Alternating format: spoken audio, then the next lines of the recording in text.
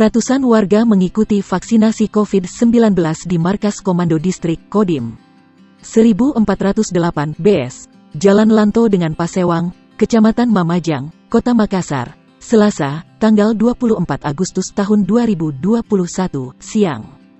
Uniknya dalam proses vaksinasi itu, pihak Kodim 1408 BS menghadirkan tempat khusus penyuntikan vaksin.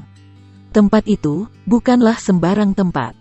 Adalah tank tempur lapis baja yang telah disulap menjadi tank ambulans. Pantauan di lokasi pukul 11.35 WITA, tank ambulans itu diparkir di sisi kiri atau dekat pintu keluar dari halaman markas.